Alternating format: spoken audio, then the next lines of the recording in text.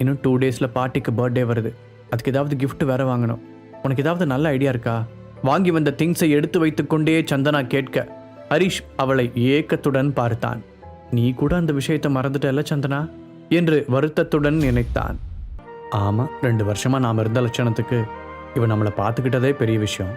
இதுலேங்க நம்ம பர்த்டேவெல்லாம் ஞாபகம் வச்சுக்க என்று தன்னை சமாதானப்படுத்தி கொண்டான். என்னாச்சு ஹரி?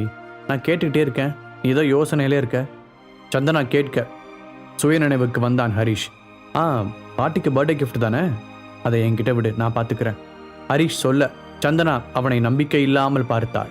ஹரி, இது பாட்டியோட விஷயம். இதில் ஏதாவது தப்பாக நடந்துச்சுன்னா அப்புறம் தேவையில்லாமல் பிரச்சனை ஆகிடும். ஏற்கனவே அவங்க கொடுத்த ஆஃபரை நான் செய்ய மாட்டேன்னு சொன்னதால் என் மேலே கடுப்பில் இருப்பாங்க. எப்போ சான்ஸ் கிடைக்கும்னு பார்த்துட்டு இருக்கிறவங்களுக்கு நம்மளே சான்ஸ் உருவாக்கி கொடுத்த மாதிரி ஆயிடக்கூடாது என்றாள். இதெல்லாம் நீ சொல்லாட்டி எனக்கு தெரியாதா பேபி? நானும் சீரியஸாக தான் சொல்கிறேன். என் மைண்டில் ஒரு ஐடியா இருக்குது. அந்த கிஃப்ட் கண்டிப்பாக உங்கள் பாட்டியை சர்ப்ரைஸ் பண்ணும். அதுக்கு நான் கேரண்டி. என்னை நம்ப மாட்டியா? ஹரிஷ் கேட்க சந்தனாவிற்கு அவன் கான்ஃபிடென்ட்டாக இருப்பது போலத்தான் தோன்றியது. சரி, என்னமோ சொல்கிற, பார்த்து கவனமாக ரெடி பண்ணு. திரும்பவும் நமக்கு ஏதாவது சங்கடம் வந்துடக்கூடாது. உன்னை நம்பி தான் இந்த பொறுப்பை விடுறேன் சந்தனா சொல்ல ஹரிஷும் சந்தோஷமாக தலையாட்டினான். நீ வேணா பார் டார்லிங், நான் தர கிஃப்டை பார்த்து உங்கள் பாட்டி மட்டும் இல்லை, உன் சொந்தக்காரங்க மொத்த பேரும் ஷாக்காக போகிறானுங்க என்று மனதிற்குள் நினைத்து கொண்டவன் அவளை பார்த்து சிரித்தான். சந்தனா அந்த தியானா மீடியாவுடனான டீல் பற்றி அவனிடம் கேட்கலாம் என்று நினைத்தாள். ஆனால் அவன் உடம்பு சரியில்லை என்று சொன்னதால் டிஸ்டர்ப் பண்ண வேண்டாம் என்று நினைத்தவள் பாட்டியுடனான அந்த பிரச்சனையை தானே சமாளித்துக் கொள்ளலாம் என்று முடிவெடுத்தாள். பாட்டியின் பர்த்டே ஃபங்க்ஷன் அவருடைய வீட்டிலேயே நடந்தது. சந்தனாவும் திலகாவும் முதலில் கிளம்பி செல்ல ஹரிஷ் கிஃப்டை எடுத்துக்கொண்டு பின்னால் வருவதாக கூறிவிட்டான். ஹரிஷ் பாட்டிக்கு நல்ல கிஃப்ட் வாங்கிட்டு வருவானா? கேட்கும் போதெல்லாம் அதை பற்றி நீ ஒரி பண்ணிக்காத பேபின்னு சொல்கிறான். இந்த தடவையாவது பார்ட்டியில் எதுவும் சொதப்பாமல் நல்லபடியாக நடக்கணும் கடவுளே என்று வேண்டிக் கொண்டாள் சந்தனா. ஆனால் இந்த முறைதான் அங்கு ஒரு பெரிய ஆட்டம் பாமே வெடிக்க காத்திருந்தது. அதில் அந்த குண்டு அவளுடைய வாழ்க்கையில்தான் வெடிக்கப் போகிறதென்று பாவம் சந்தனாவுக்கு தெரியாது. ஒரு வழியாக வந்து சேர்ந்த ஹரிஷின் கையில் பேக் ஒன்று இருந்தது. பேக் வேற சின்னதாக இருக்கு, அப்படி என்ன வாங்கியிருக்கான்னு தெரியலையே. கவலையுடன் சந்தனா அவனை பார்க்க தூரத்தில் இருந்த ஹரிஷ் அவளை பார்த்து கண்ணடித்து சிரித்தான். மெதுவாக அவர்கள் பக்கத்தில் வந்து அவன் உட்கார திலகா அவன் கையில் இருந்த பேக்கை பார்த்துவிட்டு உதட்டை சுழித்தார். எப்படியும் இது ஒரு மோசமான கிஃப்டாக தான் இருக்க போகுது. அதனால் அவசரப்பட்டு முன்னாடி போய் கொடுக்காம மொத்தமாக எல்லாரும் கொடுக்கும்போது இடையில கொண்டு போய் கொடுத்துட்டு வந்துடுங்க. அப்போ தான் நாம் என்ன கொடுத்தோம்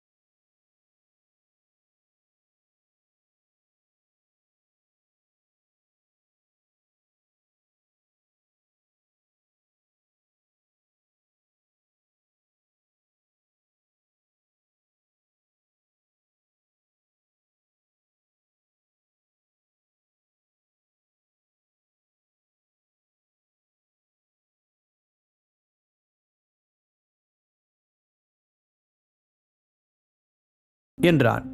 அதை கேட்டு மாளவிகாவின் முகம் மாறியது. என்ன 15 தானா? கன்ஃபார்மா? நம்பிக்கையான ஃப்ரெண்டு ஒருத்தர் தான் வாங்கி கொடுத்தாங்க என்று கவலையுடன் கூறினார். ஹரிஷ் மற்றவர்களுக்கு கேட்காதவாறு குரலை தனித்து கொண்டான். எப்பவுமே இந்த மாதிரி பொருட்களில் ஒரு சில விஷயங்களை கணக்கில் எடுத்துக்கணும்.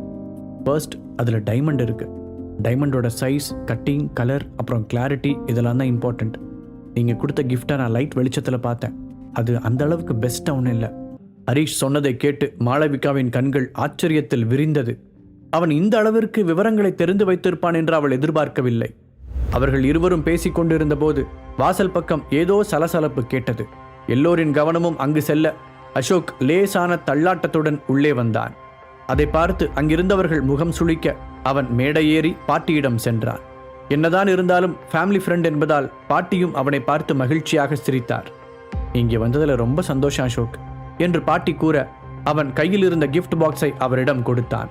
ஹாப்பி பர்த்டே பாட்டி, நீங்கள் எப்பவும் ரொம்ப சந்தோஷமா இருக்கணும். பாட்டிக்கு அசோக் சந்தனாவை விரும்பியது தெரியும். ஆனால் சந்தனா ஹரிஷை தேர்ந்தெடுத்ததால் அவரால் ஒன்றும் செய்ய முடியவில்லை. அதில் இன்றைக்கும் அவருக்கு வருத்தம் உண்டு. கிஃப்டை கொடுத்துவிட்டு மெதுவாக கீழே இறங்கிய அசோக் நேராக சந்தனாவிடம் சென்றான். சந்தனா, எப்படி இருக்க? உன்னை நான் ரொம்ப மிஸ் பண்ணேன் என்றான். அவனை பார்த்து முதலில் முகத்தை சுருக்கிய சந்தனா கஷ்டப்பட்டு சிரித்து வைத்தாள். நீ ஏன் என்ன செலக்ட் பண்ணாமல் போய் உனக்கு தகுதியே இல்லாத அந்த பிச்சைக்கார பையன் ஹரிஷை கல்யாணம் பண்ண? அப்போ எனக்கு எவ்வளோ கஷ்டமாக இருந்துச்சுன்னு தெரியுமா? இருந்தாலும் அவன் எதுக்கும் லாய்க்கில்லன்னு தெரிஞ்ச பிறகு எப்படியாவது நீ அவனை டிவோர்ஸ் பண்ணிடுவேன்னு எதிர்பார்த்தேன். அதுக்கப்புறம் உன்னை கல்யாணம் பண்ணி வாழ்க்கை கொடுக்கலான்னு நினச்சேன். ஆமாம், நீ ஏன் அவனை டிவோர்ஸ் பண்ணல? இப்போ கூட ஒன்று கெட்டு போகல.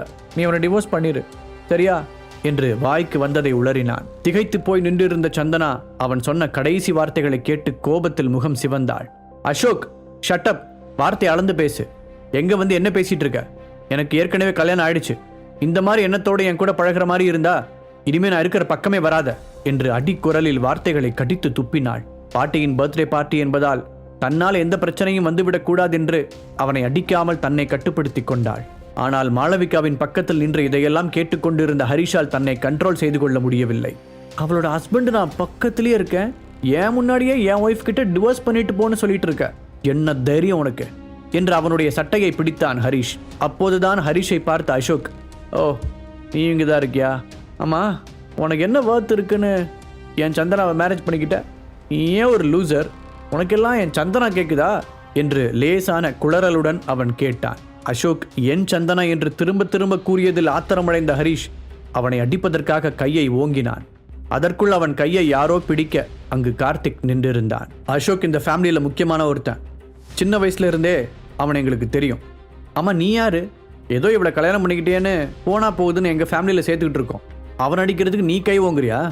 முதல்ல உன்னோட லெவல் என்னன்னு தெரிஞ்சு நடந்துக்கோ. அவன் கேட்டதில் என்ன தப்பு? நீ ஒரு பிச்சைக்கார பைய தானே என்று நக்கலாக கேட்டான் கார்த்திக். அவன் பேசியதை கேட்டு சந்தனா கோபத்துடன் ஒரு அடி முன்னால் எடுத்து வைக்க திலகா அவளுடைய கைகளை இறுக்கி பிடித்தார். கண்களால் அவளை மிரட்டவும் செய்தார். அம்மா, என்னம்மா பண்றீங்க? அவன் ஏன் முன்னாடியே என் புருஷனை பத்தி இப்படி பேசிட்டு இருக்கான், பார்த்துட்டு சும்மா இருக்க சொல்றீங்களா? கையை விடுங்க என்று அவள் கையை உதற முயற்சி செய்தாள்.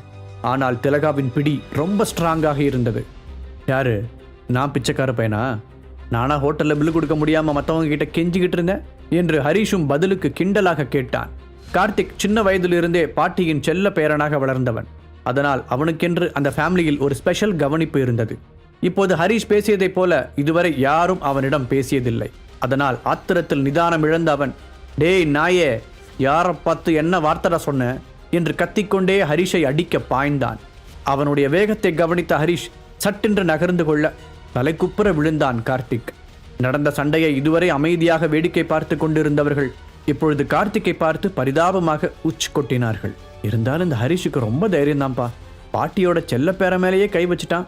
பாட்டி கோவத்தில் என்ன பண்ண போறாங்கன்னு தெரியல. கூட்டத்தில் யாரோ ஒருவர் சொல்ல அதை கேட்ட திலகாவின் முகம் டென்ஷனாக மாறியது. தான் கீழே விழுந்ததை எல்லோரும் வேடிக்கை பார்ப்பதைக் கண்டு அவமானத்துடன் எழுந்த கார்த்திக், என்ன என்னையவே கீழே பிடிச்சி தள்ளுறியா? பொண்டாட்டி காசுல உட்கார்ந்து திங்கிற உனக்கு அவ்வளோ திமிரா என்று கேட்டுக்கொண்டே முஷ்டியை மடக்கிய ஹரிஷின் முகத்தில் குத்த போனான். தன்னுடைய முகத்திற்கு நேராக வந்த கார்த்திக்கின் கையை மின்னல் வேகத்தில் பிடித்த ஹரிஷ் முன்பு பிரசன்னா சொல்லிக் கொடுத்திருந்த ஒரு டெக்னிக்கின் படி அந்த கையை அப்படியே இடது பக்கமாக முறுக்கினார். உள்ளே ஏதோ நொறுங்கும் சத்தம் கேட்க கார்த்திக் வலி தாங்க முடியாமல் கதற ஆரம்பித்தான். எப்ப பார்த்தாலும் நீ ஏன் என்கிட்டயே வம்புக்கு வர கார்த்திக்?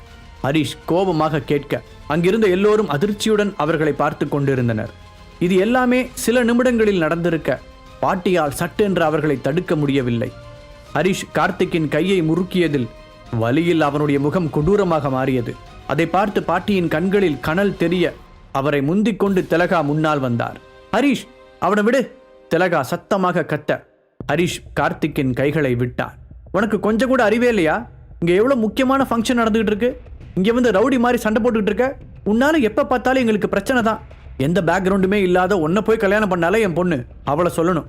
இங்கிருந்து முதல்ல வெளியே போ! ஆத்திரத்துடன் அவர் கத்தினார். அம்மா, என்னம்மா பேசுறீங்க? சந்தனா குறுக்கே வர ஹரிஷ் அவளை கை நீட்டி தடுத்தான். நடந்த எல்லாத்தையும் பார்த்துக்கிட்டு இருந்துட்டு இப்ப கூட என்னதான் குறை சொல்றீங்களா அத்தை? அவனுடைய குரலில் அடக்கப்பட்ட கோபம் தெரிந்தது. ஆமா, உன்னதான் சொல்றேன். நீ பண்ண காரியத்தால எங்களுக்கு எவ்வளவு பெரிய பிரச்சனை வரும்னு தெரியுமா? இது வரைக்கும் உன்னால எங்களுக்கு என்ன பிரயோஜனம் இருந்திருக்கு? நல்லது செய்யலனாலும் பரவாயில்ல, இந்த மாதிரி பிரச்சனைகளை கொண்டு வந்தா யார் தான் உனக்கு சப்போர்ட் பண்ணுவா? திலகா அவர் இஷ்டத்திற்கு பேசிக்கொண்டே போக, ஓ, அப்ப என்னாலதான் உங்களுக்கு எல்லா பிரச்சனையும். முதல்ல இப்படி பயந்து பயந்து எத்தனை நாள் வாழ போறீங்க? என்ன விடுங்க. அவங்க சொல்ற மாதிரி நான் வெளியிலிருந்து வந்தவன் தான். ஆனா நீங்க இந்த ஃபேமிலி சேர்ந்தவங்க தானே? உங்களுக்கு முதல்ல இங்க என்ன மரியாதை இருக்கு என்று கேட்டான் ஹரிஷ். அதை சொல்றதுக்கு நீ யாரா என்று ஆங்காரமாக ஒரு குரல் வர எல்லோரும் அங்கே திரும்பி பார்த்தார்கள். அங்கே பாட்டி முகமெல்லாம் சிவக்க எரிக்கும் பார்வையுடன் நின்று கொண்டிருந்தார். பாக்கெட் எஃப்எம் ஆப்பை டவுன்லோட் பண்ணி கிங் ஆடியோ சீரீஸை கேட்க ஸ்டார்ட் பண்ணுங்க.